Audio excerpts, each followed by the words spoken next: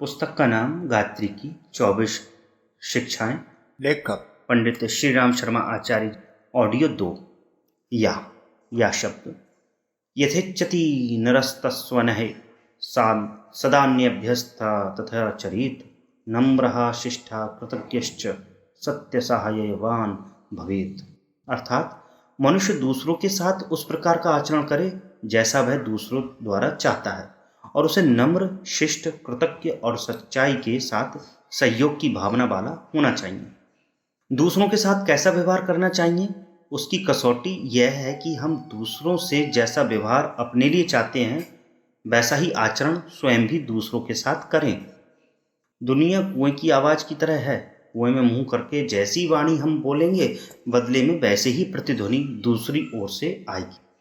हर एक मनुष्य चाहता है कि दूसरे लोग उससे नम्र बोलें, सभ्य व्यवहार करें, उसकी कोई चीज़ ना चुरावें, विपत्ति पड़ने पर सहायता करें, ईमानदारी से वर्तें, कोई भूल हो जाए तो उसे सहन कर लें, मार्ग में कोई रोड़ा न अटकावें, उसकी बहन बेटियों पर कुदृष्टि न डालें तथा समय समय पर उदारता एवं सहयोग की भावना का परिचय दें। जब हम दूसरों से ऐसा व्यवहार चाहते हैं तो हमारे लिए भी यही उचित है कि वैसा ही व्यवहार दूसरों से करें। कारण यह है कि सदा ही क्रिया से प्रतिक्रिया उत्पन्न होती है। यदि हम बुराई करेंगे तो दूसरों के मन पर उसकी छाप पड़ेगी, प्रतिक्रिया होगी और उनमें से भी वैसे ही विचार तथा व्यवहार उत्पन्न होंगे।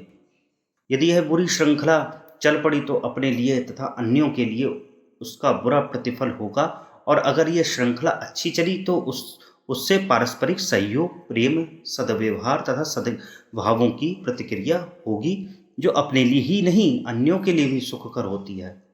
यदि लोग अपने विचार और कार्यों में वैसे ही तत्व भर लें जैसा कि दूसरों में होने की आशा करते हैं तो संसार में सुख शांति की स्थापना हो सकती है।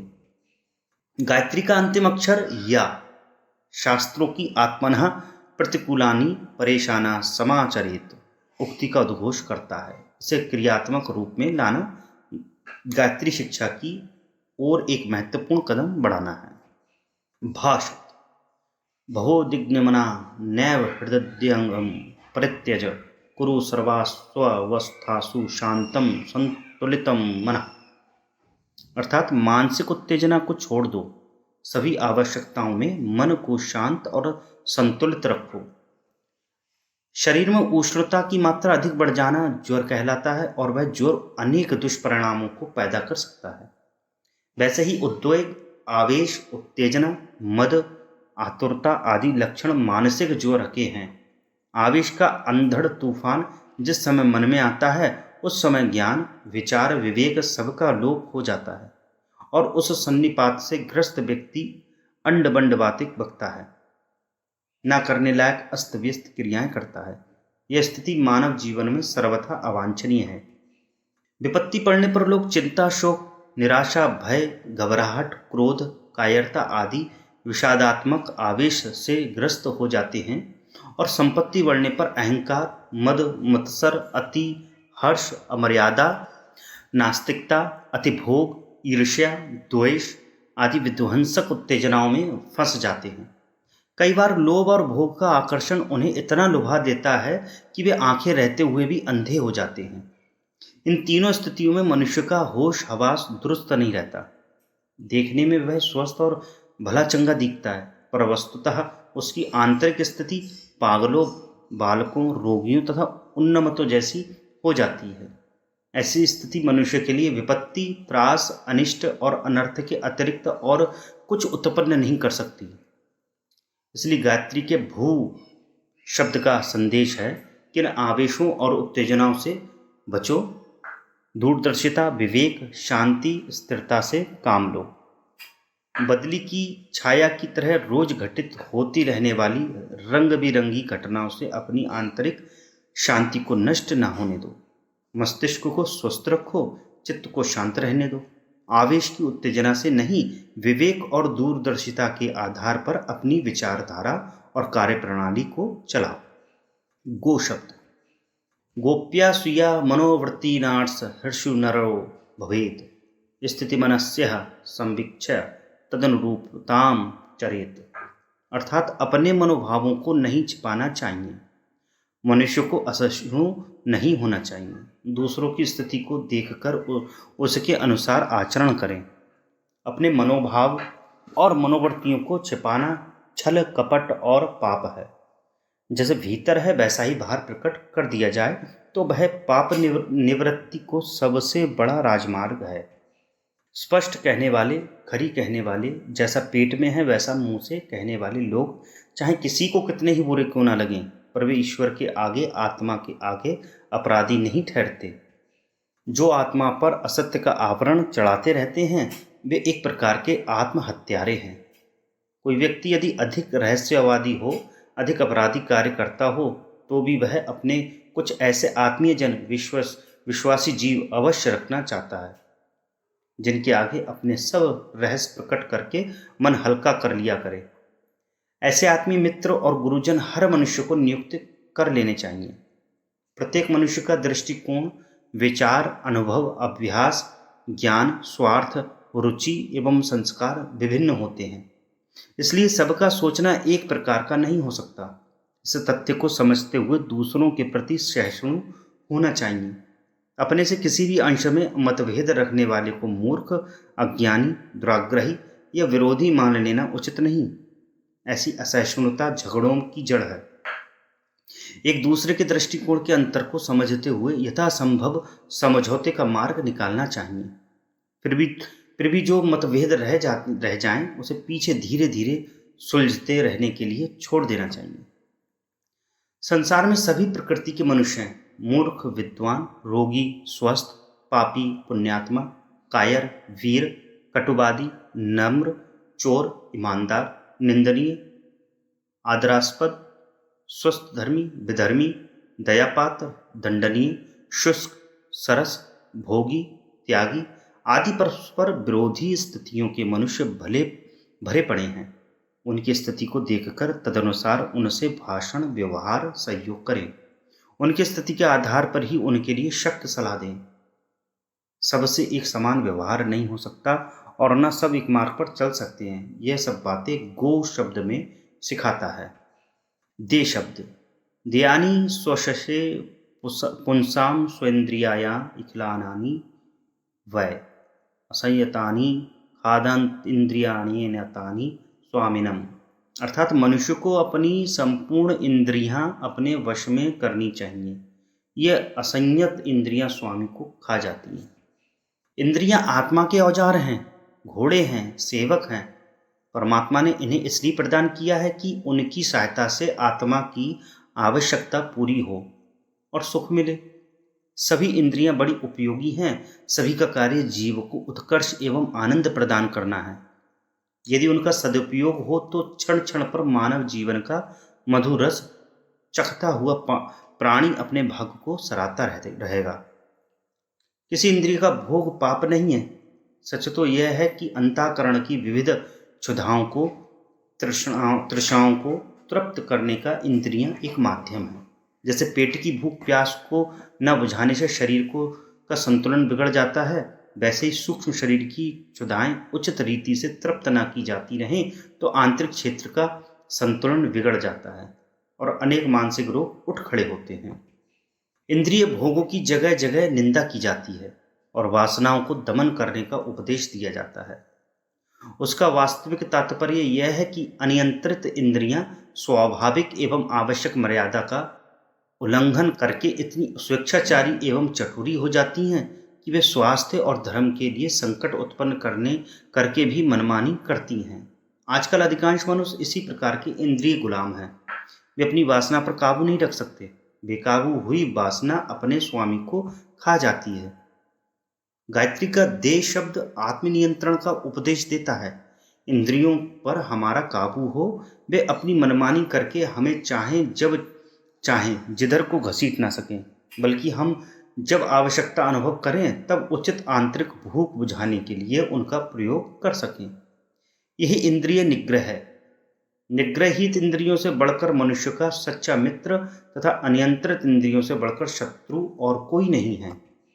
वह शब्द वस नित्यम पवित्रता सन वायो तभ्यस्तंत्रस्तथा यतः पवित्रतायां ही राजते ही इति प्रसन्नता। अर्थात मनुष्य को बाहर और भीतर सब तरफ से पवित्र होकर रहना चाहिए, क्योंकि पवित्रता में ही प्रसन्नता रहती है। पवित्रता आह कितनी शीतल, शांतिदायक, चित्त को प्रसन्न और हल्का करने वाला शब्द है। कूड़ा करकट, मैल, विकार, पाप, गंदगी, दुर्गंध, सड़न, अव्यवस्था, घिचपिच को झाड़ बुहार कर स्वच्छता, सफाई, पवित्रता स्थापित कर ली जाती है। तो पहली और पीछे की स्थिति में कितना भारी अंतर हो जाता है। मलिनता अंध तामसिकता का प्रतीक है। आलस्य और दारिद्र्य, पाप और पतन जहाँ रहते हैं वहाँ मलिनता या गंदगी का निवास होता है। जो इस प्रकृति के हैं उनके वस्त्र, घर, सामान, शरीर, मन सब में गंदा और अस्त व्यस्तता भरी रहती है। इसके विपरीत जहाँ चैतन्यता, जागरूकता, सुरुचि, सात्विकता होगी वहाँ सबसे पहले स्वच्छता की ओर ध्यान जाएगा। सफाई, सादगी, सजावट, व्यवस्था का नाम ही पवित्रता है। मलिनता से घृणा होनी चाहिए, पर उसे हटाने या उठाने में रुचि होनी चाहिए। जो गंदगी को छूने या उसे उठाने हटाने से हिचकिचाते हैं वे सफाई नहीं रख सकते। मन में, शरीर में, वस्त्रों में, सामान में हर घड़ी गंदगी पैदा होती है। निरंतर टूट फूट एवं जीर्णता के लक्षण प्रकट होते रहते हैं। यदि बार बार जल्दी जल्दी उस मलिनता का परिशोधन न किया जाए, टूट फूट का जीर्णोद्धार न किया जाए, तो गंदगी बढ़ती जाएगी और सफाई चाहने की इच्छा केवल एक कल्पना मात्र बनी रह जाएगी। गायत्री का वह शब्द स्वच्छता का संदेश देता है। स्वच्छ शरीर, स्वच्छ वस्त्र, स्वच्छ निवास, स्वच्छ सामान, स्वच्छ जीविका, स्वच्छ विचार, स्वच्छ व्यवहार, जिसमें इस प्रकार की स्वच्छताएं निवास करती हैं वह पवित्र आत्मा मनुष्य निष्पाप जीवन व्यतीत करता हुआ पुण्य गति को प्राप्त करता है। स्या शब्द स्यतनम परमार्थस्य परारार्थो ही बुधैर्मता योनन्यान सुखयते विद्वान तस्य दुखम विनश्यति। अर्थात दूसरों का प्रयोजन सिद्ध करना परमार्थ का रथ है, ऐसा बुद्धिमानों ने कहा है। जो विचारवान दूसरे लोगों को सुख देता है उसका दुख स्वतः नष्ट हो जाता है। लोक व्यवहार के 3 मार्ग हैं। पहला अर्थ, जिसमें दोनों पक्ष समान रूप से आदान प्रदान करते हैं, इसे व्यापार, नौकरी, कीमत, विनिमय आदि कहा जाता है। दूसरा स्वार्थ, दूसरों को हानि पहुंचाकर अपना लाभ करना। तीसरा परमार्थ, अपनी हानि करके भी दूसरों को लाभ पहुंचाना। स्वार्थ में चोरी, ठगी, अपहरण, शोषण, बेईमानी आदि आते हैं। परमार्थ दान, सेवा, सहायता, शिक्षा आदि कार्यों को कहा जाता है। अर्थ यानी जीविका हमारा नित्य कर्म है, उसके बिना जीवन यात्रा भी नहीं चलती। आहार, निद्रा, भोजन, मल त्याग आदि कार्य समान स्वाभाविक होने के कारण उसका विधि निषेध कुछ नहीं है, वह तो हर एक को करना ही होता है। स्वार्थ त्याज्य है, निंदनीय है, पाप मूलक है, उससे यथासंभव बचते ही रहना चाहिए। परमार्थ धर्म कार्य है, इससे अपने को त्याग का, उदारता का, लोकहित का अभ्यास बढ़ता है और आत्मकल्याण का धर्म मार्ग प्रशस्त होता है तथा उससे दूसरों का लाभ होने से वह प्रसन्न होकर बदले में प्रत्युपकार करते हैं, प्रशंसा तथा आदर करते हैं। गायत्री का यह शब्द परमार्थ के लिए प्रेरणा देता है। हर मनुष्य का कर्तव्य है कि अर्थ उपार्जन करता हुआ स्वार्थ से बचे और परमार्थ के लिए यथासंभव प्रयत्नशील रहे। अपना पेट पशु पक्षी भी भर लेते हैं, प्रशंसनीय वह है जिसके द्वारा दूसरे भी लाभ उठावें। धी शब्द धीरस्तुष्टो भवेन्नैव त्वक्ष्याम ही समुन्नतः क्रियातामुन्नतिस्तेन सर्वाश्वासासु जीवने। अर्थात धीर पुरुष को एक ही प्रकार की उन्नति में संतुष्ट न रहना चाहिए। मनुष्य जीवन की सभी दिशाओं में उन्नति करनी चाहिए। जैसे शरीर के कई अंग हैं और उन सभी का पुष्ट होना आवश्यक होता है, वैसे ही जीवन की अनेक दिशाएं हैं और उन सभी का विकास होना सर्वतोमुखी उन्नति का चिन्ह है। यदि पेट बढ़ जाए और हाथ पांव बहुत पतले हो जाएं तो उस विषमता से प्रसन्नता ना होकर चिंता ही बढ़ेगी। इसी प्रकार यदि कोई आदमी केवल धनी, केवल विद्वान या केवल पहलवान बन जाए तो यह उन्नति पर्याप्त ना होगी।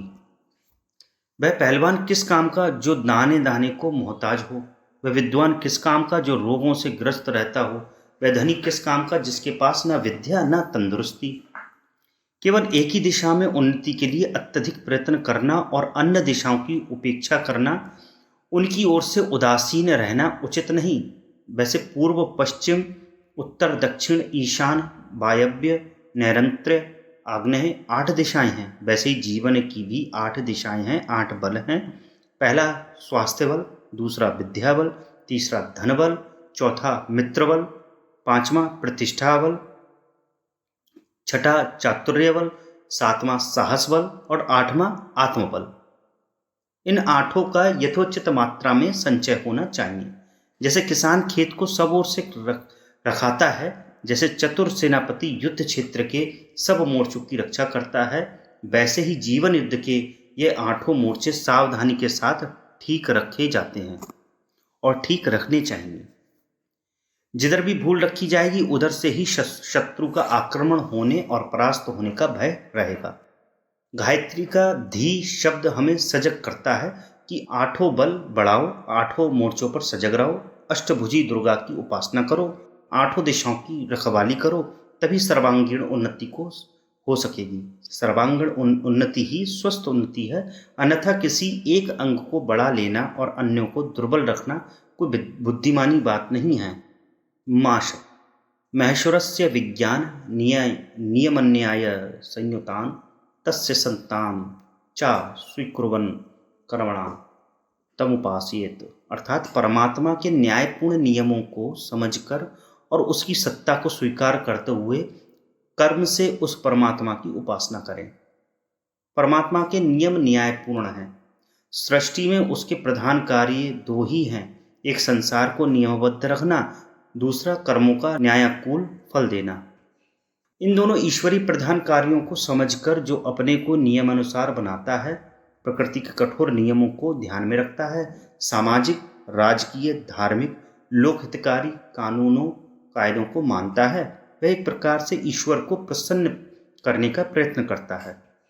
इसी प्रकार जो ये समझता है कि न्याय की अदालत में खड़ा होना ही पड़ेगा और बुरे भले कर्मों के अनुसार दुख सुख की प्राप्ति अनिवार्यतः होगी, वह ईश्वर के समीप पहुंचता है।